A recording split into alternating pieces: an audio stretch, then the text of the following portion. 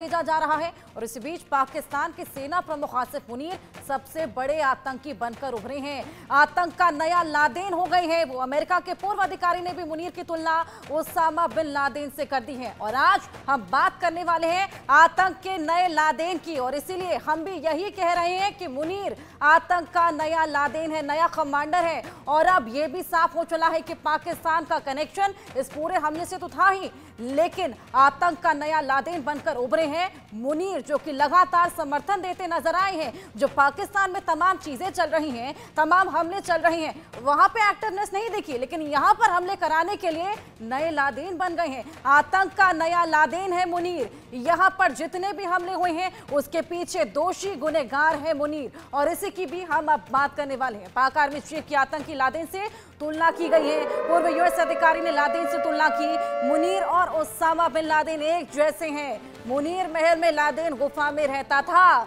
ये कंपैरिजन यहां पर किया गया है। मुनीर और ओसामा बिन लादेन बिल्कुल एक जैसे, और उसी पर आज हम भी बात कर रहे हैं। मुनीर महल में, लादेन गुफा में रहता था, लेकिन यहाँ पर जिस तरीके से आतंकवाद को लगातार बढ़ावा दिया करते हैं, दोनों आतंक का नया चेहरा है। लादेन पुराना चेहरा रहे हैं आतंक का, मुनीर अब नया चेहरा बनकर उभरे हैं। मुनीर और ओसामा बिन लादेन बिल्कुल एक जैसे, ये बड़ा बयान सामने आया है। मुनीर महल में रहते थे, लादेन गुफा में रहता है। अब पाक आर्मी चीफ की आतंकी लादेन से लगातार तुलना होने लगी है। पूर्व यूएस अधिकारी ने लादेन से यह तुलना की है। ये देखिए, आतंक का नया चेहरा लादेन। लादेन जो कि आतंक का सबसे बड़ा चेहरा माना जाता था। ये देखिए किस तरीके से हम आपको ये फोटो को दिखा रहे हैं, जो कि मुनीर से लादेन में तब्दील हो रही है, क्योंकि जो मुनीर हरकतें कर रहे हैं, जिस तरीके से आतंकवाद को लगातार बढ़ावा दे रहे हैं, अब वो आतंक का नया लादेन बन गए हैं। लादेन जो कि आतंकवाद का सबसे बड़ा चेहरा माना जाता था, जो कि लगातार ऐसी आतंकवादी गतिविधियों को अंजाम दे चुका है जिससे खासा घात खास तौर पर भारत को पड़ी, लेकिन अब नया चेहरा उभर कर आए हैं मुनीर। जिस तरीके से लगातार समर्थन दे रहे हैं इन आतंकी संगठन को, उनको हथियार प्रोवाइड करा रहे हैं, तमाम तरह की प्लानिंग प्लॉटिंग वहां पर चल रही है, तो अब उन्हें आतंक का नया लादेन बुलाना बिल्कुल गलत नहीं है। और इस तस्वीर के जरिए यही हम आपको समझाने की, यही संदेश देने की कोशिश कर रहे हैं। और अब जिस तरीके से पाक आर्मी चीफ की लादेन से तुलना की जा रही है, लादेन गुफाओं से अटैक किया करता था, ये एसी में, महलों में बैठकर अटैक करते हैं। मुनीर और ओसामा बिन लादेन बिल्कुल एक जैसे हैं, और ये संदेश इस तस्वीर के जरिए हम आपको देने की कोशिश कर रहे हैं।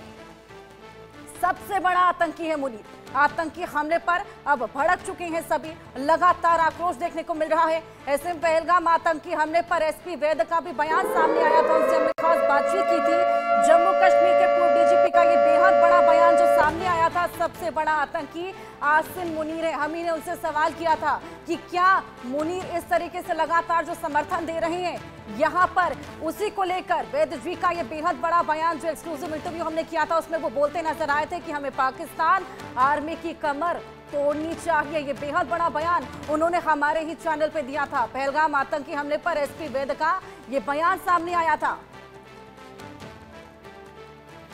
सबसे बड़ा टेररिस्ट आसिम मुनीर है, बाकी हाफिज सईद और अजहर मसूद तो उसके गुर्गे हैं। तो आसिम मुनीर, हमारा रिस्पांस जिस तरह से इजराइल की 7 अक्टूबर का हमास अटैक हुआ था, ये उस तरह का अटैक है। हमास की कोई इंसिडेंट नहीं है कि हमास का लीडर वहां जाता है और पीओके में एलईटी के लोगों को मिलता है। इसको मुझे लगता है ये उस तरह की साजिश है, और इसका रिस्पांस भी जिस तरह इजराइल का रिस्पांस था उस कोटि का होना चाहिए। और हमें पाकिस्तान आर्मी की कमर तोड़ने के लिए कदम उठाने चाहिए। जितने भी ट्रेनिंग कैंप हैं उनको उड़ाना चाहिए, और जो लोग अंदर आए हैं पिन पॉइंटेड इंफॉर्मेशन पे इनके खिलाफ ऑपरेशन लॉन्च करके इनको न्यूट्रलाइज करना चाहिए। और मुझे पूरा विश्वास है हमारी सरकार इस तरह क्या रिस्पांस होगा उस पे विचार विमर्श कर रही होगी। मोदी जी वापस आ चुके हैं सऊदी अरबिया से, और वो मीटिंग होल्ड कर रहे हैं। The Pakistanis are trying the same tactic. Now, it should be no more successful for Pakistan than it was for Hamas. And frankly, it's now the duty of India to do to Pakistan and to Pakistan's ISI what Israel did to Hamas, that the ISI is a legitimate military organization. We need to convince Washington that the ISI should be treated like Hamas in the Gaza Strip, or for that matter, like Qasem Soleimani, the head of the Quds Force in Iran. In fact, what I would say is, if President Donald Trump, during his first term, can target Qasem Soleimani, the head of Iran's Quds Force, for his role in planning the murder of countless Americans, then there's no reason why Prime Minister Modi can't use the same example and demand that Asif Munir go the way of Qasem Soleimani. वहीं पहलगाम में हुए आतंकी हमले ने देश को झकझोर कर रख दिया है और इस हमले में आतंकियों ने पर्यटकों को निशाना बनाया।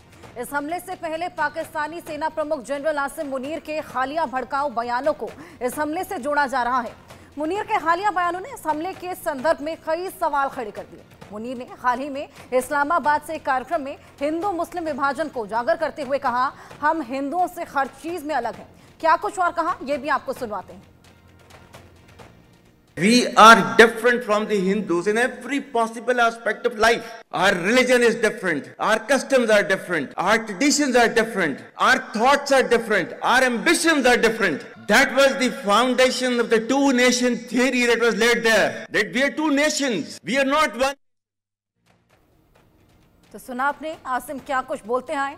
लगातार जिस तरीके से हम बोल रहे हैं, आतंक का नया चेहरा अब मुनीर है। इसी को लेकर और बातचीत करेंगे हमारे साथ रिटायर्ड मेजर ध्रुव कटोच जुड़ गए हैं, उनसे बातचीत करेंगे। रक्षा विशेषज्ञ हैं। सर, क्या हम गलत बोल रहे हैं? क्या अब आतंक का नया चेहरा मुनीर नहीं है? जिस तरीके की हरकतें वो लगातार करते नजर आ रहे हैं, जो बयान वो दे रहे हैं, ये भड़काऊ बयान, क्या ये काफी नहीं है ये बताने के लिए कि अब वो आतंक का नया लादेन बन गए हैं?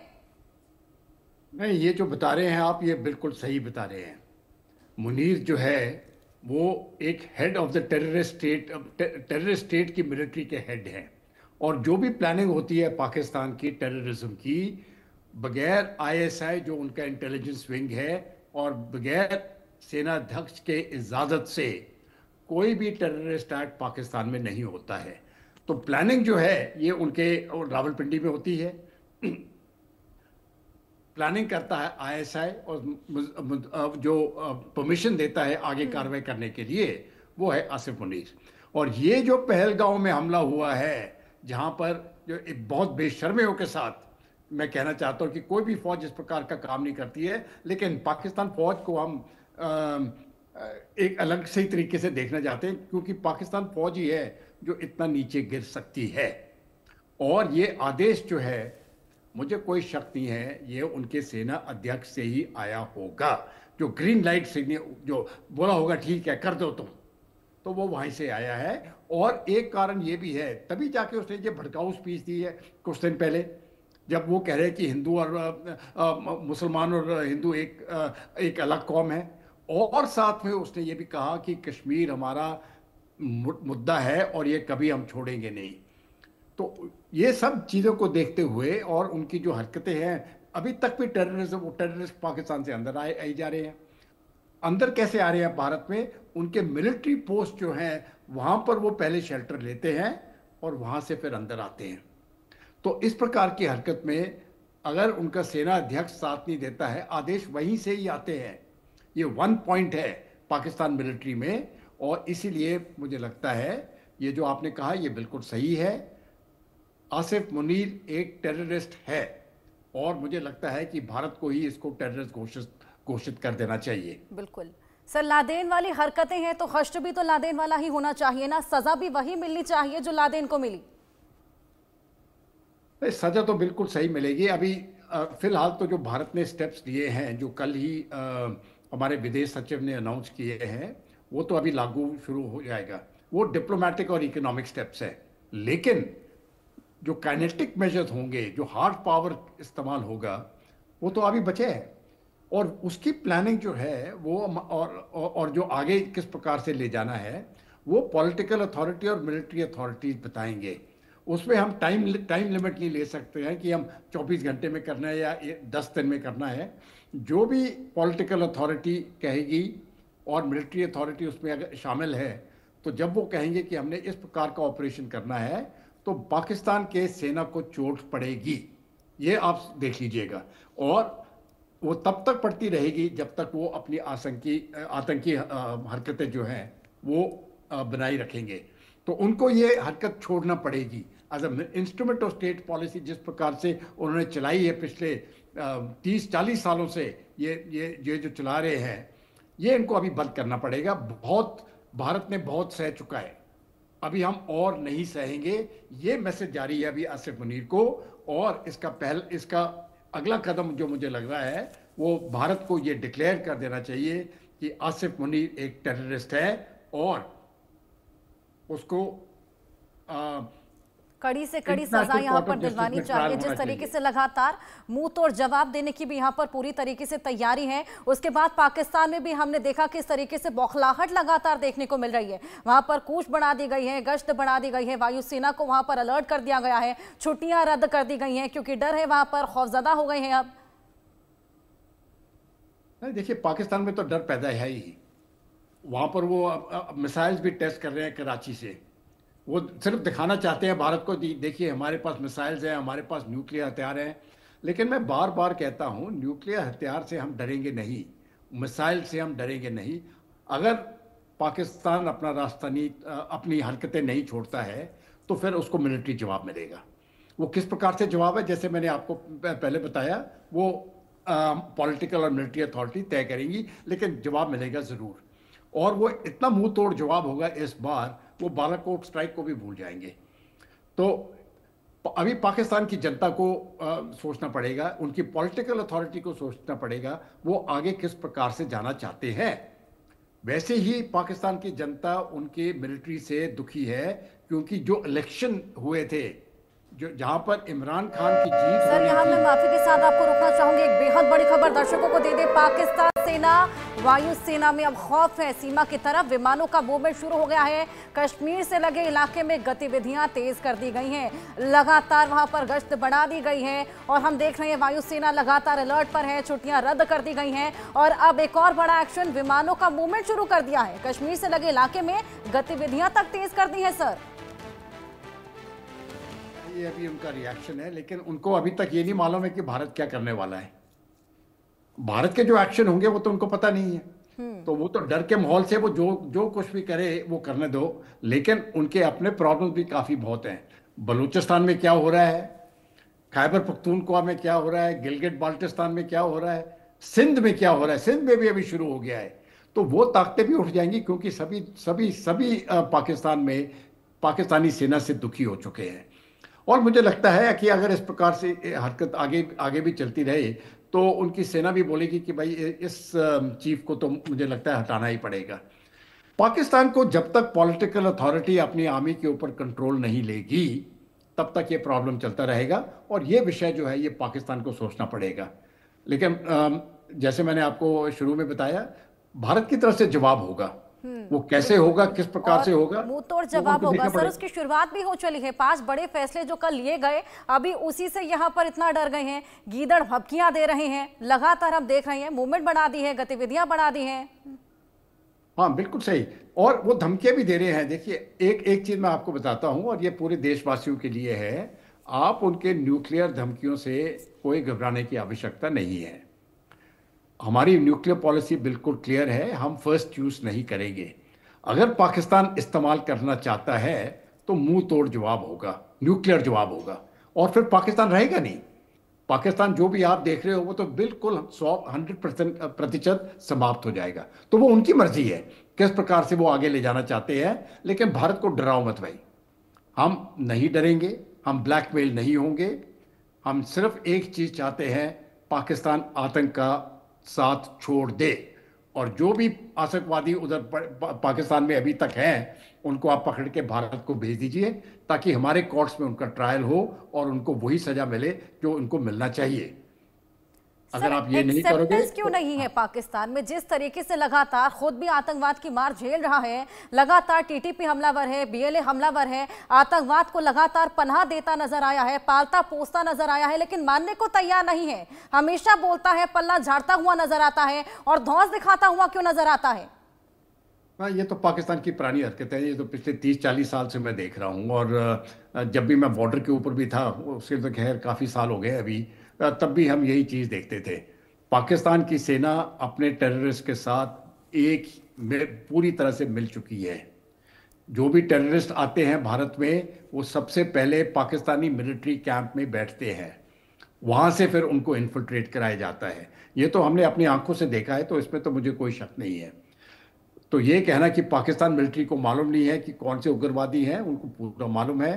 ट्रेनिंग उनकी वो करते हैं, एडमिनिस्ट्रेशन उनका वो करते हैं, फिंगरप्रिंट्स उनके पास है, पूरे डॉक्यूमेंटेशन उनकी पाकिस्तान आर्मी के पास है। उस समय आपके पास वापस लौटूंगी। दर्शकों को एक और बड़ी खबर दे दें, अरब सागर में हलचल तेज कर दी गई है। भारत के एक्शन से खौफजदा है पाकिस्तान। अरेबियन सी में मिसाइल टेस्ट की तैयारी की जा रही है। अरेबियन सी में पाक अब वॉर ड्रिल करेगा। अरब सागर में भारतीय नौसेना भी अलर्ट कर दी गई है। अरब सागर में INS विक्रांत अब आगे बढ़ता चला जा रहा है। चोर की दाढ़ी में तिनका देखा जा सकता है सर, जिस तरीके से तैयारियां यहां शुरू कर दी हैं, हलचल तेज कर दी है अरब सागर में। यहां पर भारतीय नौसेना भी हालांकि अलर्ट मोड पर है, मुंह तोड़ जवाब देने के लिए बिल्कुल तैयार बैठी है। सर आपके पास मैं वापस लौटूंगी। मिसाइल टेस्ट तक की तैयारी शुरू कर दी है, बौखलाहट देखिए आप।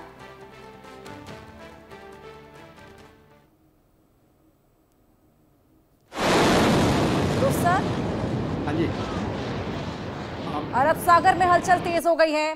भारत के एक्शन से डर गया है अब पाकिस्तान। नहीं, देखिए, ये मैंने आपको ये बताया था। ये अभी टेस्ट कर रहे हैं। एक तो मैसेजिंग देना चाहते हैं भारत को, देखिए हमारे पास भी मिसाइल है और हम लड़ने के लिए तैयार हैं। लेकिन मैंने शुरू में बताया, मैंने कहा इससे भारत को कोई फर्क नहीं पड़ने वाला है। आपके पास मिसाइल है, हमको मालूम है पाकिस्तान के पास कौन सी मिसाइल है, कितनी मिसाइल्स है, कहाँ पर डिप्लॉयड है, और वो अभी टेस्ट कर रहा है अरेबियन सी में। ठीक है, वो टेस्ट करने दो उसको। लेकिन जब पुश कम्स टू शव, जिसको अंग्रेजी में कहते हैं, जब भारत अपना एक्शन लेगा, तो वो समुद्र में होगा, ज़मीन पे होगा, आसमान पे होगा, या कहीं पर भी होगा, ये हम थोड़ी बताएंगे इस समय पर।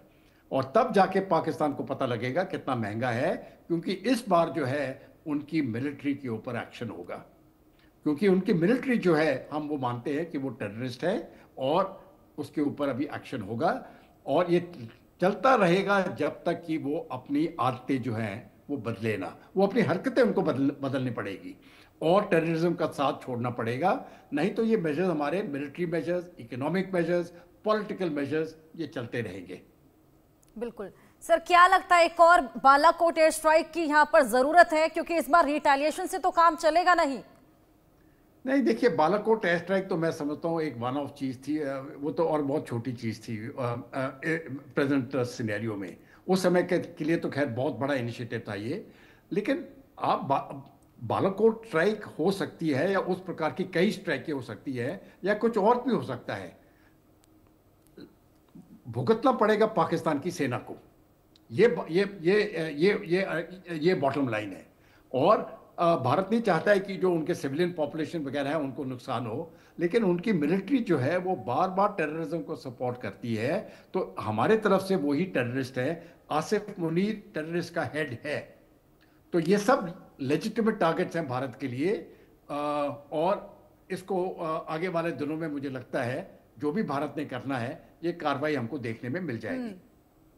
बिल्कुल सर, आपके पास मैं वापस लौटूंगी। एक और बड़ी खबर दर्शकों को दे दें, आसिफ मुनीर की कमांडर्स के साथ बैठक हुई है। मुनीर को POK में स्ट्राइक का डर है, डर लगातार सता रहा है। पाक के सभी स्क्वाड्रन हाई अलर्ट पर हैं। पाक में सैनिकों की छुट्टियां रद्द कर दी हैं। बौखलाहट यहां पर साफ देखी जा सकती है। जिस तरीके से लगातार पाक खुद भी आतंक के यहाँ पर हाथ झेल रहा था, TTP हमलावर था, BLA हमलावर था, अब आप देखिए वहां पर ये एक्टिवनेस और अलर्टनेस तब नहीं देखी गई, लेकिन अब डर सता रहा है कि कहीं POK में हमला ना बोल दिया जाए। पाक के सभी स्क्वाड्रन हाई अलर्ट पर हैं। पाक में सैनिकों की छुट्टियां तक रद्द कर दी गई हैं। ये साफ तौर पर वो बौखलाहट, वो खौफ जो यहाँ पर भारत की वजह से, वो जो तमाम फैसले लिए गए उसकी वजह से पैदा हुए हैं वो नजर आ रहा है, लेकिन अभी मुंहतोड़ जवाब देना बाकी है। ध्रुव जी, मैं आपके पास वापस लौटूंगी। ये अलर्टनेस तब कहां थी, ये एक्टिवनेस तब कहां थी जब बीएलए हमला कर रहा था, टीटीपी हमला कर रहा था? नहीं, देखिए, अभी इसको क्योंकि अभी प्रधानमंत्री ने तो अपना प्रधानमंत्री की तरफ से, विदेश मंत्री की तरफ से, रक्षा मंत्री की तरफ से और गृह मंत्री की तरफ से हमारे स्टेटमेंट्स आ गए हैं और बिल्कुल साफ कहा है कि जो पाकिस्तान ने किया है वो गलत है और इसका जवाब मिलेगा। तो ये तो बिल्कुल तय है कि ये जवाब मिलेगा। जो अभी तक एक्शन हुई है, जो विदेश सचिव ने बताया है, कल उन्होंने अनाउंस किया था, जो 5 कदम भारत ले रहा है, वो तो सिर्फ पहला कदम है। अभी तो कई कदम लेंगे हम, और जैसे जैसे दिन बढ़ते जाएंगे अब देखेंगे वो कौन कौन से कदम होते हैं। हो सकता है 1 हफ्ते के बाद शुरू हो, 2 हफ्ते के बाद शुरू हो। पाकिस्तान को घबराना अच्छी बात है, उनको घबराने दो, उनको टेंशन में रहने दो, क्योंकि जब तक उनको ये अक्ल नहीं आएगी, उनकी फौज को ये अक्ल नहीं आएगी कि टेररिज्म के साथ छोड़ो, वो सुधरने वाले नहीं है। और अभी तक जो भी पीड़ा होती थी वो पाकिस्तान की सेना को नहीं हुई। उनका बड़ा लो कॉस्ट ऑप्शन था, वो टेररिस्ट भेज देता था भारत में। अभी तक भी पिछले कल ही एक ग्रुप इन्फिल्ट्रेट करने की कोशिश की है। तो पाकिस्तान ने अपनी हरकतें छोड़ी नहीं है, ये हरकतें उनको छोड़ना पड़ेगी। जो भी टेररिस्ट कैंप है पाकिस्तान में वो उनको बंद करना पड़ेंगे, और जो टेररिस्ट वहाँ पर है उनको पकड़ के भारत को सौंपना पड़ेगा। जब तक ये नहीं करेंगे तब तक यहाँ पर भारत का प्रेशर उनके ऊपर पड़ा रहेगा, और उसके बाद देखते हैं कि आगे क्या होता है। अभी तो कहानी, जैसे कहते हैं, अभी तो कहानी शुरू हुई है, अंत क्या होगा उसको हम आगे देखेंगे। बिल्कुल, अभी तो महज शुरुआत है। सर, जिस तरीके से इस पूरे हमले को अंजाम दिया गया, लगातार अपडेट्स हम दे रहे हैं, आपके पास मैं वापस लौटूंगी। एक और बड़ी खबर हम दर्शकों को दे दें, भारत के एक्शन से अब पाकिस्तान कांप उठा है, लगातार थर-थर कांप रहा है। शहबाज ने नेवी को अलर्ट कर दिया है, कराची ग्वादर के पास अलर्ट लगातार जारी है। एयरक्राफ्ट मर्चेंट वेसल इलाके से दूर रहे, यहां पर यह अलर्ट तो जारी किया ही है, साथ ही चेताया भी गया है। तीनों चीफ के साथ मुलाकात की थी। एयरक्राफ्ट मर्चेंट वेसल इलाके से दूर रहे, चेता भी रहे हैं, अलर्ट भी जारी कर दिया है। बौखलाहट यहां पर साफ नजर आ रही है। भारत के इन चंद एक्शन से यहां पर पाकिस्तान थर थर कांप गया है। अब आप सोचिए कि आगे जो तमाम एक्शन और लिए जाने हैं, जो मुंह तोड़ जवाब देने की तैयारी है, उसके बाद पाकिस्तान का क्या हाल होगा।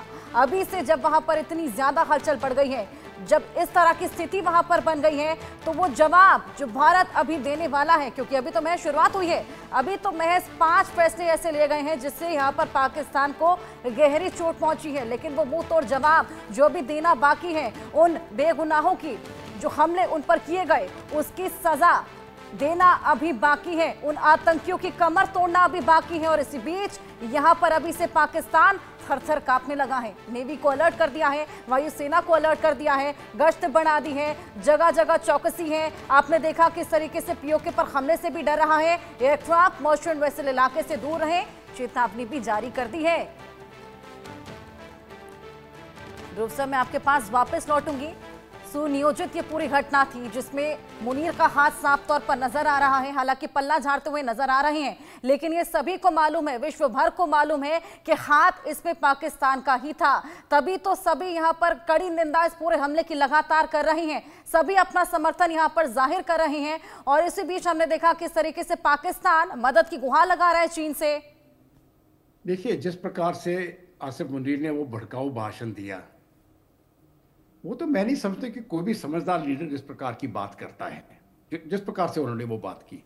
और इसकी साफ निशानी थी कि जम्मू कश्मीर की शांति को भंग करने के लिए।